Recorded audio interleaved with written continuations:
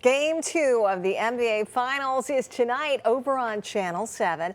But our guest right now is a Metro Detroiter telling stories about basketball's earlier days in the book Bobby Had Game, about Bobby Grund, the forgotten promoter of barnstorming black basketball. And our guest right now is the author of this book and the daughter of Bobby Grund, Patty Grund-Ceresny. Patty, thank you so much for being with us this morning.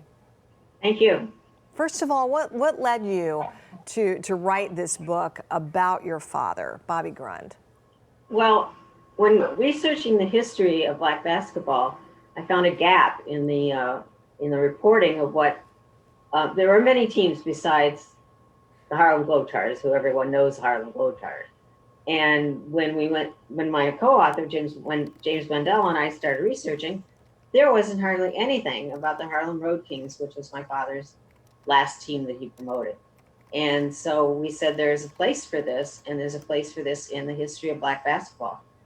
And so we started in with what I had in hundreds of articles and pictures and information that we had, and started pulling it all together and came out with this memoir for my dad, a tribute. This sounds like a labor of love, but definitely you labored over it. There was a lot of work that went into this. Tell us a little bit about your father's career as a basketball promoter.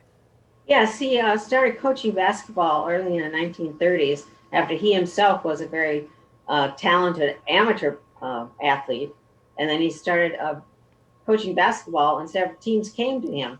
The Savoy Big Five, the Hottentots, and then a team called the famous Globetrotters, which he adopted. And that was a team that played for him from 1932 to 1948. And in 1948, he lost the use of that name and named the team the Harlem Road Kings, which is the team that I grew up with. How about that? And I understand, you were growing up in a Jewish family in Iowa as your father was promoting basketball. What was that experience like? Well, it was very interesting. We as being somewhat of a minority, and my father working with minorities, was very interesting and sort of very different than any other girlfriend or friend that I had. He was, I don't know, he was a pioneer and somewhat of an early civil rights person in the fact that he took in his ball players, treated them like his own children, like brothers, like they were his father, and they heavily respected him. And I think that's one of the differences in the way that he handled his work with his ball teams than other promoters.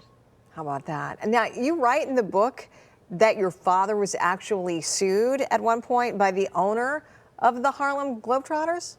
That's right. The owner at the time, his name was Abe Saperstein.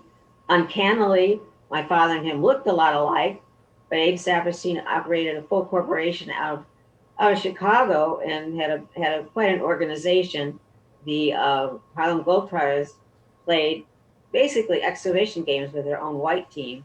And the difference is that the Harlem Road Kings played against other teams that were developed in really small towns that they barnstormed around to put on their show. And they basically put on a show.